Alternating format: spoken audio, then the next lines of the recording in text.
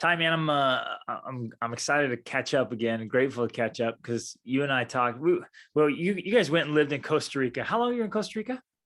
We were only there about a year. Okay, so we went down there, so we connected because we had been in Costa Rica, so we connected back then and stayed in touch a little bit here and there over the years. So I'm excited to have you on the show, man, and share what you're doing. So why don't you start with giving us some of your background and the business you're in and what you do and how you got into it?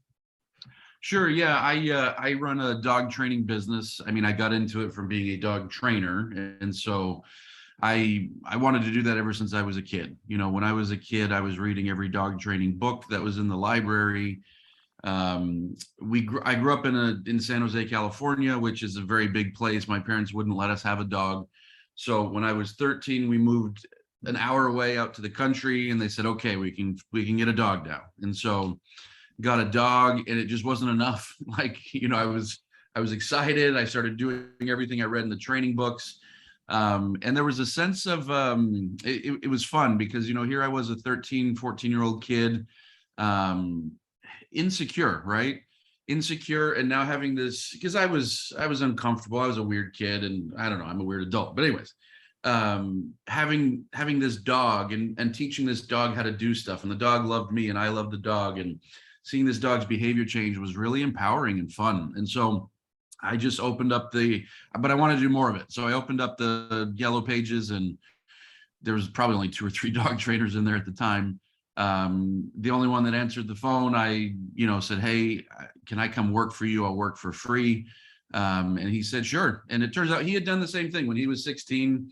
He dropped out of high school and went and begged a dog trainer to work for him. And that's how he got his start. So he was kind of, paying it forward and stuff like that. So I worked for him while I was in high school.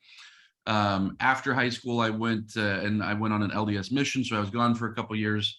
When I came back, I didn't know that you could make a living with dog training. So, I really didn't know. The guy I had learned from, he didn't have much of a business. He's a great guy. Now he's got a great business. This is now 20 something years later. And he's got a great business, but at the time he was young, he didn't have much of a business. So I didn't have a role model to say like, "Oh, you can actually make money doing this." And so I just kind of farted around in jobs until I got a job when I was about 23 training protection dogs. So I went out to Boston with my wife. We were recently married and stayed in Boston for a couple of years, working at this company where we would import dogs from Europe, train them for the rich and famous all around the world. And I would travel around the world delivering these dogs. Wow. And I did that for a couple of years. That was a lot of fun. Have some cool stories from that.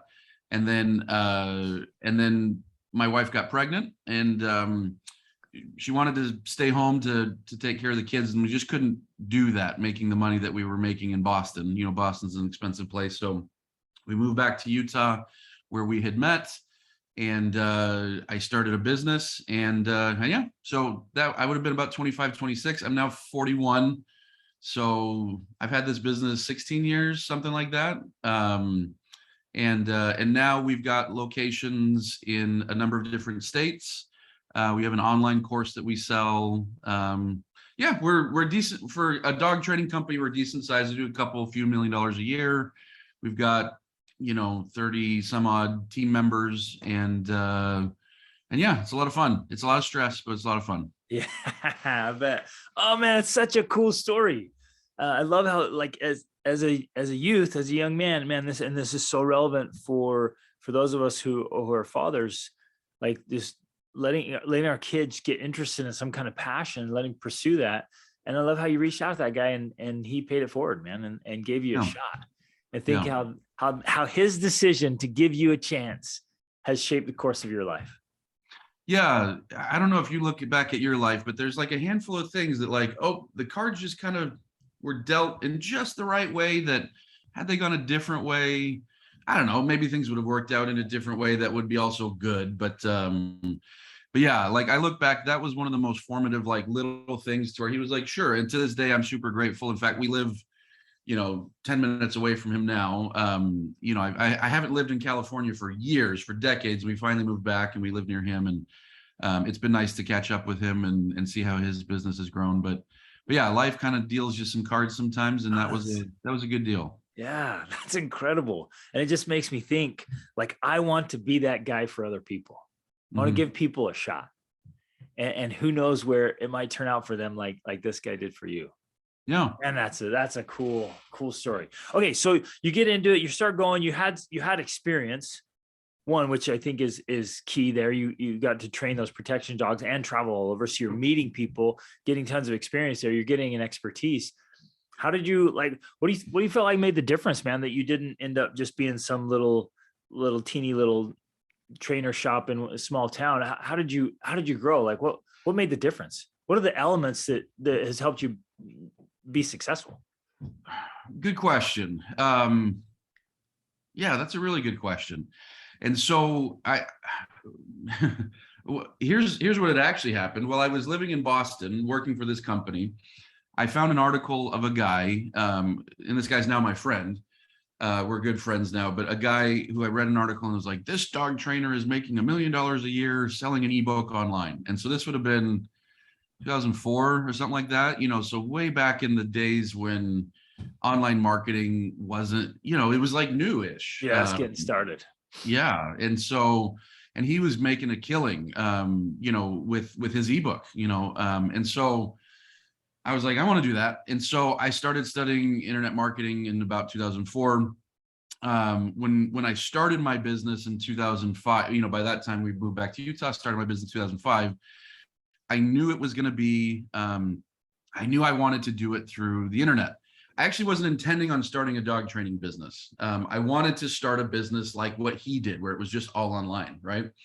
And I never figured that out. I never figured out how to just sell like an ebook or a video course and make millions of dollars. I do sell a video course and we make money off of it, but like I never figured out what he did.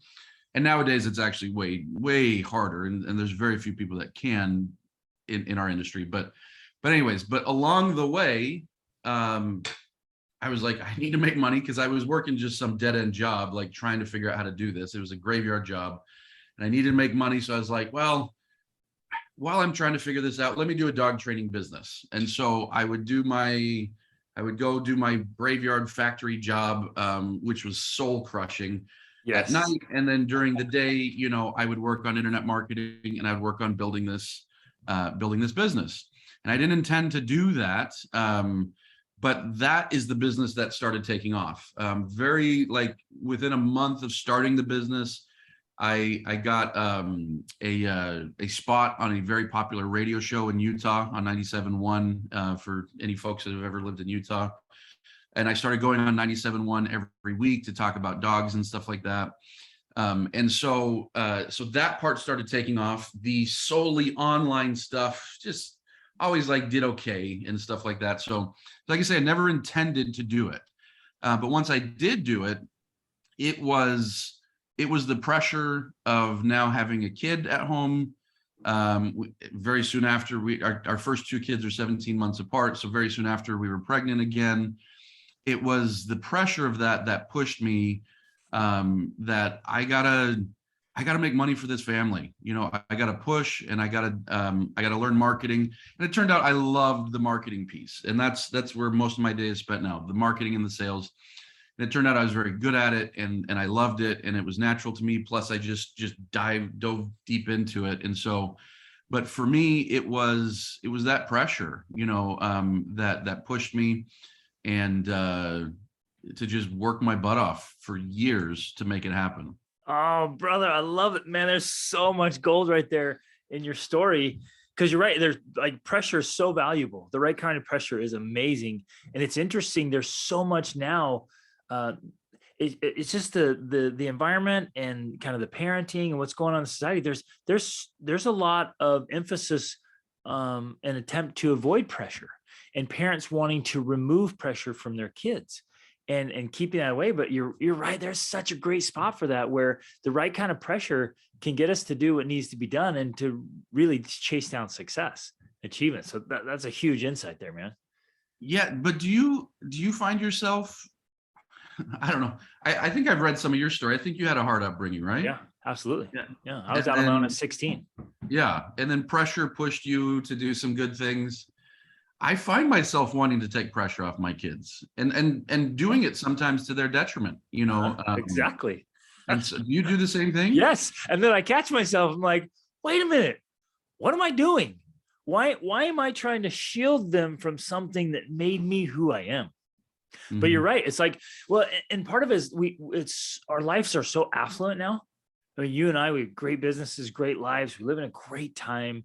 And I don't know what it is, but culturally, there's just this environment of, yeah, we want to step in, we want to give them things that we didn't have. But you're right, in giving them things that if they don't really earn it, if there's no price tag on it, if we remove some of the pressure, we inadvertently remove some of the growth. Yeah, I don't know how to walk that line because I want my kids. Well, and I know you do this too, but like we give our kids tons of experiences and they get cool tutors. And like, I don't know, yesterday my daughter's in the kitchen. You know, she has this chef on TikTok that she likes. And so we hired the chef on TikTok to give her cooking lessons virtually from, I Yes. think she's in New York or something. So, anyways, Yes. like we're always doing stuff like that. Yep. And I think that's wonderful. Agreed. But like I say, at the same time, I feel sometimes it's shielding them from the growth. I don't know. It's a fine line that I don't know. I don't know when I'm crossing it the wrong way, when I'm staying on the right side of it. It's anyways, but yeah, that's tough to know like exactly what pressure to shield them from and what pressure to not shield them from. Exactly. No, you're right. And I'd say it's never really black and white. It's fuzzy sometimes. And I'm with you, man. I think you and I are spot on. Like we hire tutors from all over the place. We get the best trained, best experience. We spend tens of thousands of dollars a year taking our kids all over the world for experiences or to introduce them and expose them to great things. But then you're also right. It's like, well, you got to find out what kind of pressure works, because you don't want to crush the kid. You don't want to put too Mhm. much pressure or too early, but finding out that balance of what works there so that they feel they feel the load and like, hey, I got to do something about this. Yeah. What's beautiful Yeah. about your story and mine is like, man, you get married and then you have a kid, you're like, it's on me. Yeah. I got to do something here. When it's almost like you kind of your back's against the wall and you have to own it, man, that's powerful Yeah. and transformative. The other thing I wanted to point out or emphasize that you said was so awesome is you didn't just stick with the identity of being a dog trainer. Like you deliberately became a marketer and a businessman. Hmm. So you took your expertise and you didn't just stay with that. You're like, man, I got to market this and I got to learn how to effectively run a business. Yeah, and that's the hard part, right? Because people get into these passion businesses, whatever it is, you know, they get into a passion business and they want to do the passionate thing, you know, and no one's passionate about doing payroll. No one's passionate about answering emails at 2 a.m. No one's passionate, you know, you got to do the unpassionate stuff to do your passion, you know, which is the thing that kicks a lot of people right there square in the crotch. So, Yep, so yeah. exactly. But that's a game changer. And I think that's one of the things that's helped you to win, man. How did you get on? Because on your site, I mean, you ended up not on just on that radio station. You've been on the news a bunch. You've been all over. How did you get in front of people? How was it when you started getting attention? And I guess for a lot of us, those of us who are in business or entrepreneurship, or we want to get our kids in it. Like our greatest challenge often is just getting out of obscurity, like letting people know we exist. Yeah. You know, in the very beginning, I don't know what gave me the idea. I'm sure I read it somewhere. I'm sure it wasn't my idea. But one thing I learned real quick, because I got a lot of press my first couple years because we were broke. Like I didn't have a vehicle, I didn't have a cell phone. One of the first dogs I trained in trade for this old Ford Ranger that didn't have third gear, air conditioning, heating, any of that. And that was how I got to clients. I would park down the street so they wouldn't see my vehicle when I would go to clients and stuff like that. This is So awesome, anyway, man. yeah. And so it eventually died. Thankfully, it got me through like the first year. It died, and we were able to buy something else. But anyways, I didn't have any money. Like I had $10 a month that I allocated towards hosting for the website that I built myself. And that was it for business expenses. We didn't have cell phones at the time. We bought one VoIP line that was maybe $10 a month or something like that. And that was our business line. And so when we needed to do personal stuff, we would let people know like, hey, this is our business line. So they didn't think it was weird when they called back. But anyways, we had one phone line, we had one website, and that's it. And so I knew I had to get exposure, and I didn't know how to do it, as a 25-year-old kid or whatever. So again, I don't remember what gave me the idea. I'm sure I read it, but it was, I think April is not April. I want to say April. I think April is National Prevention of Cruelty to Animals Month or something. How there's a month for every bloody thing out there. It's getting to be a holiday for everything now. Yeah, for everything.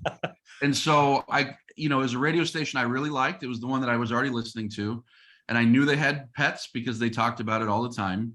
And so I just called them up and I said, I left the messages until I was, and I basically said, hey, did you know that April's National Prevention of Cruelty to Animals Month? You guys should get a dog trainer on there to talk. I could do it. I'm a dog trainer. And they were like, sure. And so it was as simple as that. And then it was as simple as that every time. So, I would approach a newspaper if I had now I don't want to oversimplify it. You have to have a good idea. But basically what I learned pretty quick in that first couple of years is like these outlets, they have multiple people whose entire job is just to find content, to put on the radio, I got on the newspaper a bunch, got on TV a bunch. I went on the TV once because there was a pit bull that attacked somebody down in Orem, Utah. And the coverage I didn't think was very good. I think that they were misrepresenting dogs in general. And so that was it. I just reached out and said, look, hey, I think the coverage was maybe skewed the wrong way. I'm a dog trainer and here's what I believe actually happened, blah, blah, blah. And so they invited me on. Wow. Fantastic. Yeah. So that was another one. I started getting I got a lot of Latino clients because I reached out to a Spanish language magazine and said, hey, can I write an article for you about dog training? And they said, sure. So I did an article for them. And so basically the attention was just there for the grabbing because nobody goes and tries to get it, and so they have these producers that are spending all this time trying to get it. And so if you can get in front of the producer with a good idea, then the producer is going to be grateful to have you on. Right. And once you've done a little bit of that, and then your website ranks and stuff like that, then they start coming to you because they're just looking for dog training expert in Utah or whatever. And then you pop up and they give you a call. So it was kind of a combo of both. I was seeking it at first, and then after that, it starts coming to you. Being honest, like I don't even seek it anymore. It's good to get attention, but in my opinion, there's so much better ways to get clients. And so anyways, working with press is a little bit annoying to me. It might not be for everybody. Maybe some people would really like it. It's a little bit annoying. So I don't even try to get it anymore, but it's one of these things that if you want it, it's really easy to go get if you just come up with good ideas. That's such a cool principle and practice there. So what are you doing now? Because you're coast to coast. You're in California. You've got training like literally on the East Coast, Charleston, Savannah. You're coast to coast, and you go all over the world. How do you do your marketing now? Who are your primary clients? What are you doing for them?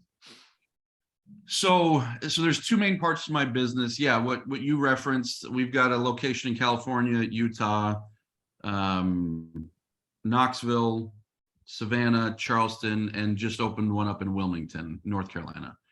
And so I run that. And when I say I run that, I'm mostly doing the marketing and sales for our own business. And then I do consulting for other dog trainers and I help them with their marketing and sales. So those are the two main parts of my business. And so what was your question? So who are you marketing to? How are you doing your marketing? And who are your biggest clients?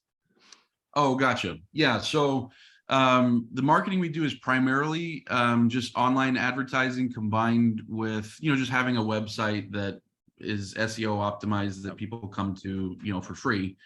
But we run a lot of Facebook ads, we run TikTok ads, and we drive people to a funnel. The funnel gets people to enter their information. We've got a small team of people in the Philippines that make phone calls that then call those people and book them into evaluations with our trainers. And then the Fantastic. trainers try to sell them. And so our clients now primarily are just, you're just normal working class. I mean, we've had a lot of cool, like famous clients and stuff like that, but most of our clients are just your neighbor, and just people that Just have a trying to dog and they've got train a problems and pet. they need some help. Yep. Yep. Yep. So you're fixing a problem. It's a little Yep. problematic, and maybe we can get into that a little bit, but like, because the lack of training creates a little problem, and then you guys come in and solve a problem, Yep. which is that's business right there. That's the marketplace. Is just notice a problem, and this is a very common problem Yeah. Yeah. with solving problems, right? And then come in and solve the problem. That's super awesome. So, Yeah. okay, let's talk for a second about the higher end stuff. I know you did protection training. Do you still do some protection training? Like what, and maybe search and rescue? Like what? I don't know. I love dogs. I kind of geek out about this. Like what have you seen like the capabilities of a canine, man? Yeah, so I love that. In fact, we were trying to get a TV show done with that called Blue Collar Dogs. I even had somebody that was in TV, do a pilot with me and stuff because I love the working dog aspect. And so never got it to take off. So maybe one day. But yeah, so do we do much protection dogs? To be honest, not a lot. It's a hard market because very few people have the money it's going to require to put into, because it's so much money to do protection work. There's so Like much we're time. talking tens of thousands of dollars. Yeah, I mean, if you're buying a fully trained dog, yeah, 30, 40, 50, $60,000 and up, and so just enormous amounts of money. Which yeah, I mean, anyways, but if you're going to do it on your own, now we're talking thousands of hours that, somebody, and so you can save a lot of money if you're going to do it on your own, but most people don't have the time. Right. They'll tell us they do, like, oh, I want to do this, and we'll like, hey, it's going to be so much work, so much effort. And so nowadays, to be honest, like I talk so many people out of it, like that we don't do a whole lot. It's really hard to find the right, and the reality is most dogs can't do it. So most dogs can't do it. Most people can't do it. And so when you combine that, and on every block there's 2 dogs that need obedience training, and Yeah, exactly. At least that's where 2. that's where we put our attention. And so it's fun. And so when we do it, it's a lot of fun. It's a lot of enjoyment.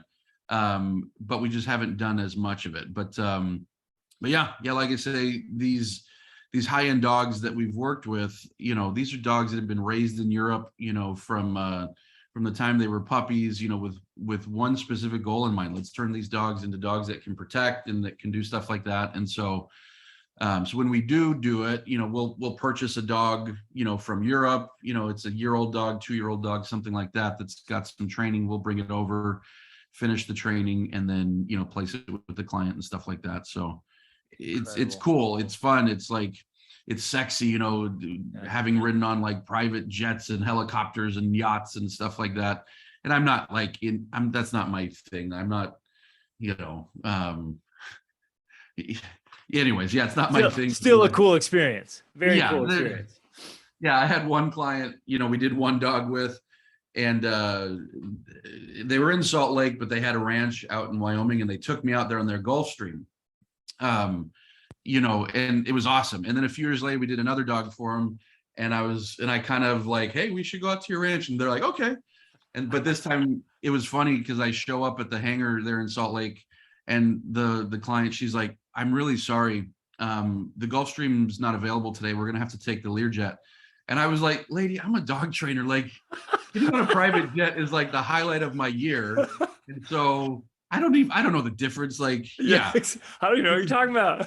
Yeah, this is awesome that we're riding on a jet. So thank you for like even doing that. But yeah, so anyways. Oh, that's pretty awesome, man. Well, and just on that, because I'm always curious. I've reached out to you a couple times, being like, hey, what kind of dog? What breed of dog? What's the best dog?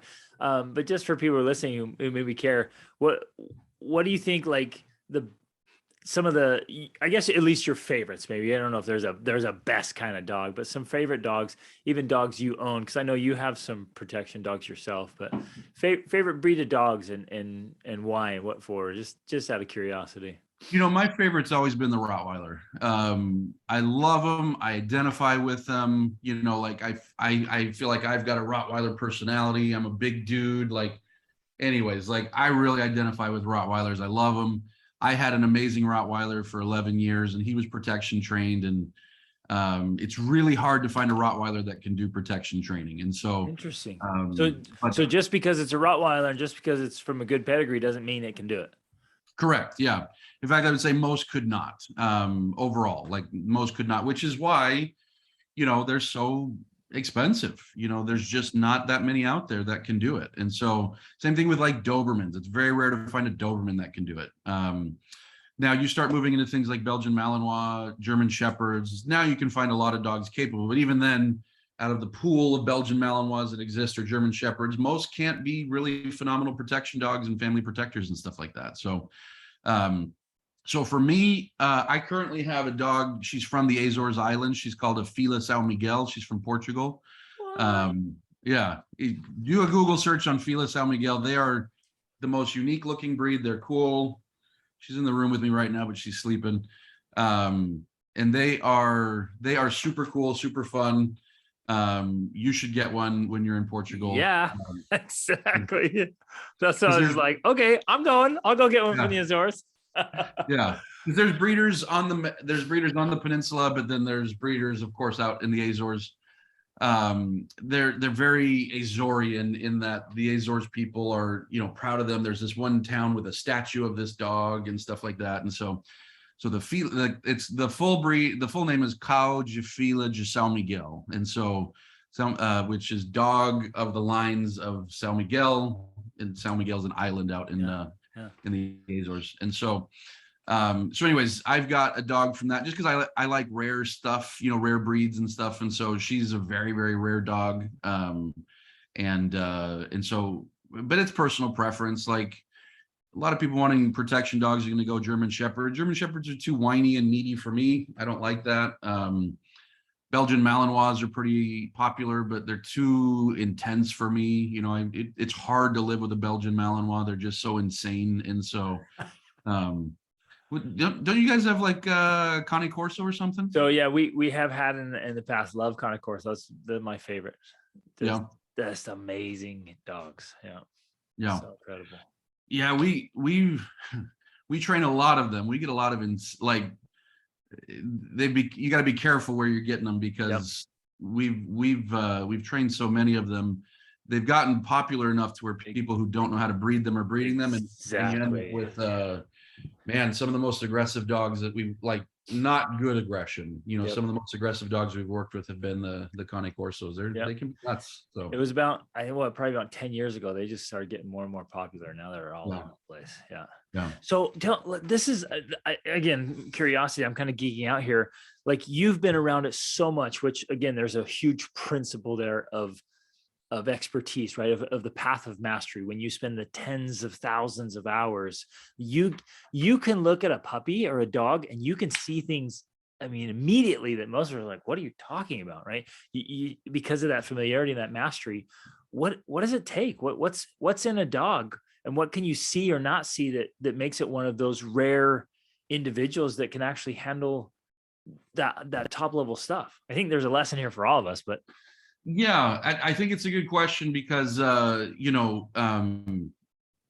thing I get a lot, like, so people will call us up and I want to train my dog for protection.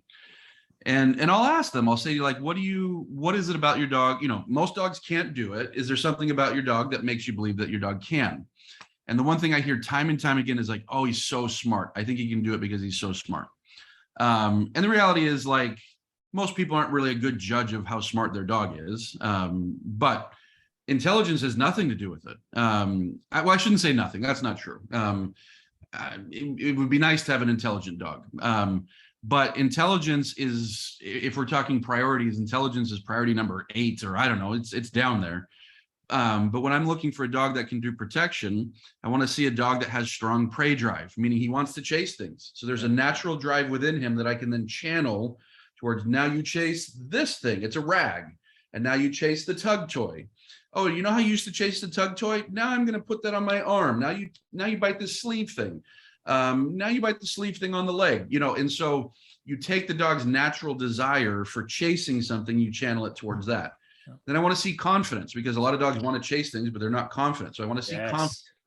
And then I want to see a dog that's stable, that, yeah, he wants to chase things, but he's not like on crack all day long, just crazy and, trying to bite the walls and stuff like that. Exactly. And so, which, yeah, I mean, if we are comparing it, because I have compared this to business quite often, I've seen there's been a lot of people in my career.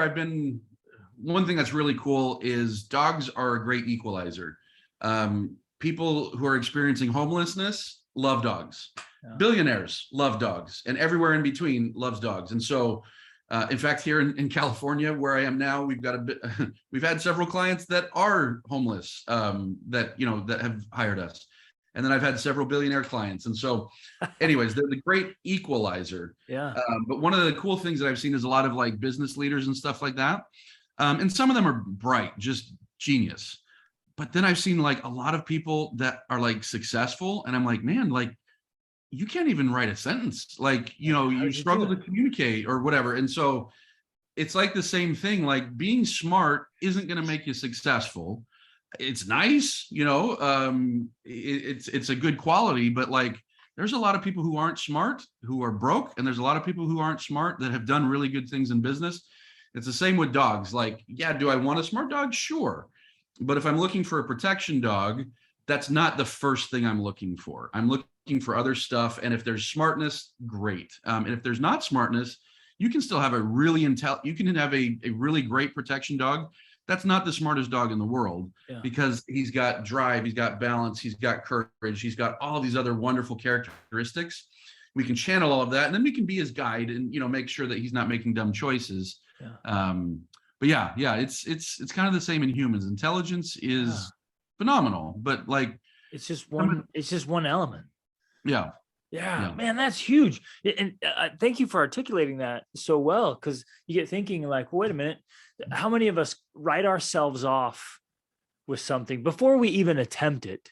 Mm-hmm. We bail out because, well, I'm not near as smart as that person. And so we don't even try. And maybe like you're saying, hey, intelligence is actually down the list for success in that thing. And you want to pursue this. We write ourselves off. We'll often maybe in this role of being a teacher or a mentor, or geez, heaven forbid, some people do it even with their own kids. They're like, well, this kid's always struggled with this, so they're not going to be successful or happy or whatever. You're like, no, man, this is one element. It's like there's all these other things. There's so many great ways. And you're right. I think as a society, or as individuals, we misalign things or totally misread things, where there's all these other elements and all these other pieces to the puzzle. Mm-hmm. Yeah, I love that, man. There's this really great book by Thomas Stanley called The Millionaire Mind. And he talked about that. He interviewed all these and he made, he had all these requirements, what legitimately successful, right? And he reached out to him and all, he's just taking surveys. He wasn't asking a specific question. He wasn't looking for something specific. He just wanted to say, what are the common denominators? And what he found across the board was surprising and went against like common thinking. You think, oh man, if you get really good grades in school, then you'll be successful. Man, we've been told that so many times. And he's like, there's no correlation, none. Like, it had nothing to do with it. Grades, the only place grade mattered was if you wanted to stay in academia. It's like, otherwise it was nothing. It's like the number one thing was communication skills. They had people skills.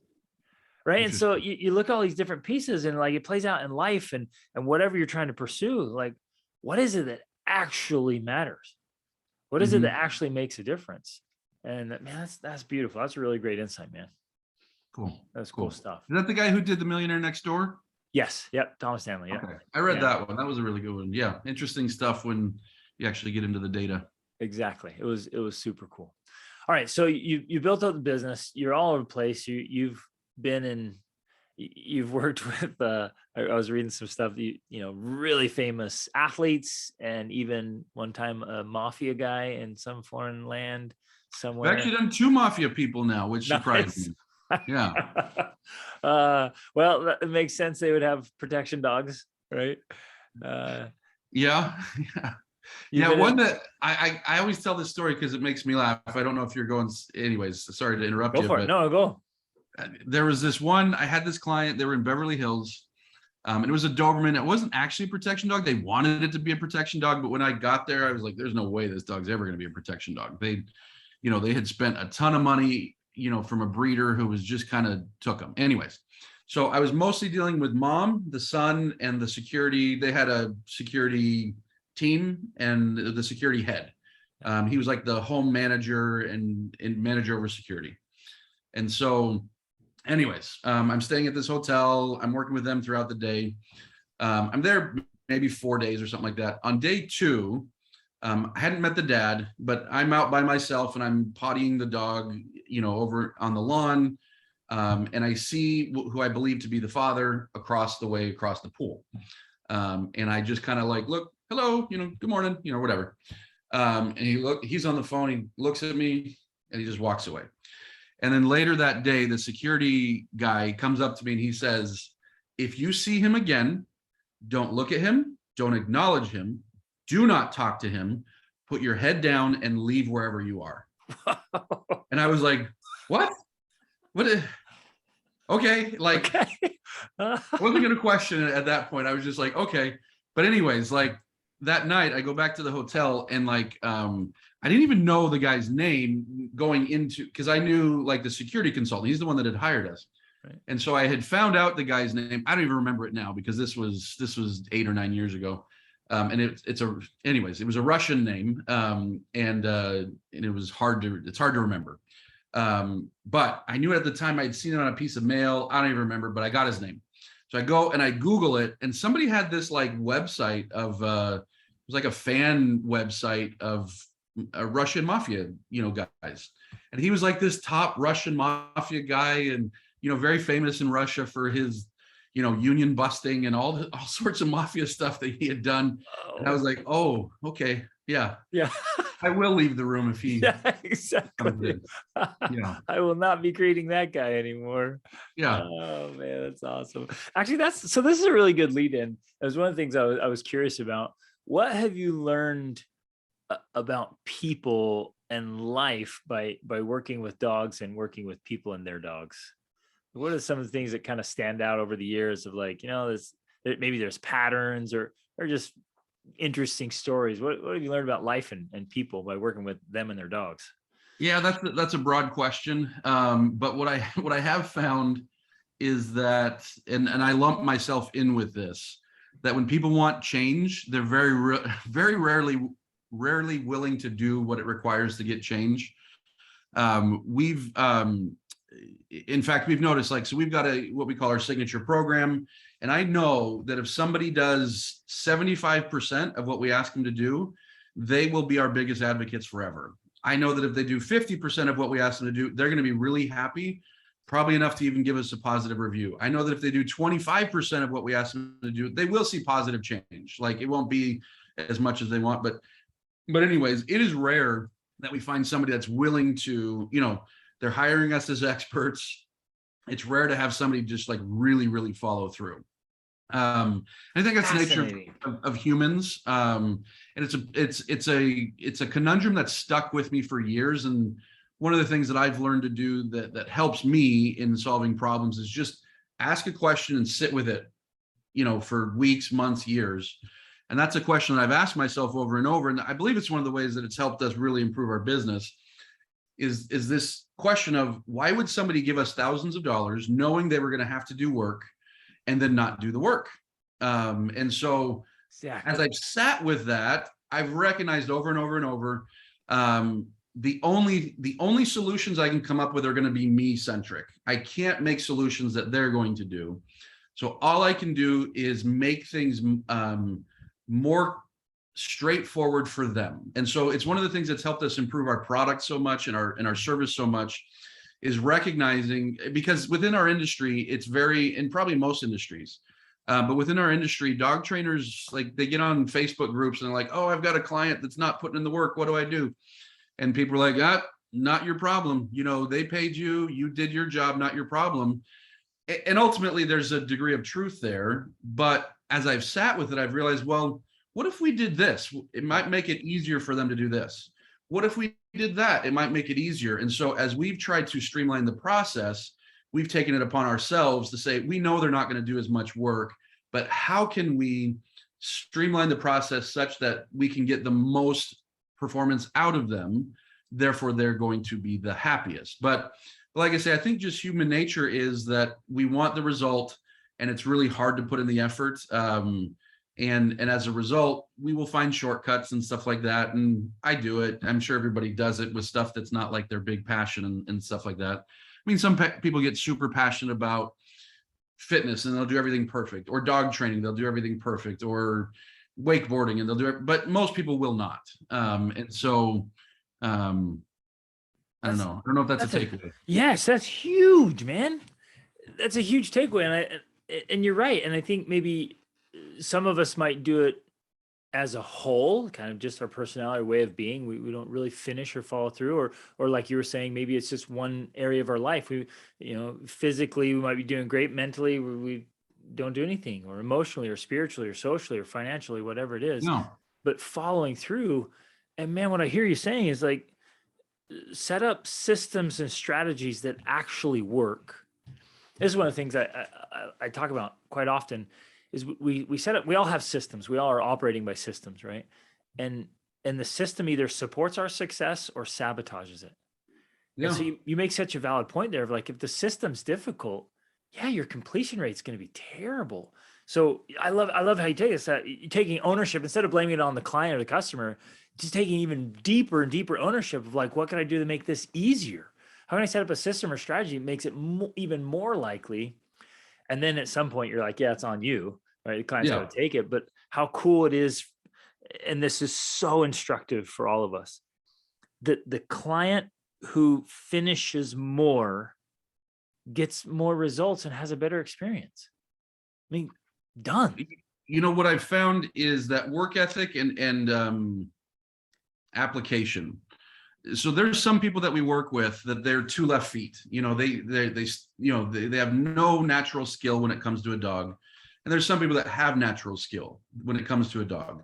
And so if you take that person with natural skill with poor work ethic, and you take the person that has no natural skill, but they bust their butt, I'll tell you, because we see it. When clients are done with their training, they're welcome to come out to our group classes. And you'll see this person that had no natural ability, but their dog is outperforming the talented guy because, they were willing to put in the effort and no one ever is perfect, but they tried and they really did a good job. Whereas the guy skating by on talent saw improvement, but, he's missing the fundamental pieces that are going to, get the dog where he wants the dog to be, at a higher level. Huge. That is huge. Results, man. Results don't lie. Yeah. Results don't lie. And I love that. The person without the natural talent that puts in the work comes in, and guess what? The dog's better behaved. Yeah. They've got the results. Man, I love that. Love that. This is cool, man. This has been really insightful, brother. Any last piece of advice for men? And it could be anything that's working for you as a husband, as a father, as a businessman, as a disciple, anything you find like, this is working, or lessons you've learned over the years. Here's what's cool about your experience and my experience. We get to work with a lot of different people from a lot of different backgrounds, a lot of different places. And just that experience of interaction with so many different human beings, there's insight there. If we're not blind, deaf, and dumb, I mean, you're going to see some patterns and some lessons. So any last piece of advice or thoughts for men being a better husband, a father, a businessman, a leader, working with people, working with animals, like what's working, what's not working? Maybe it's just a huge problem. I know I'm throwing this on you and giving a ton here, but gotcha. just anything that comes to mind.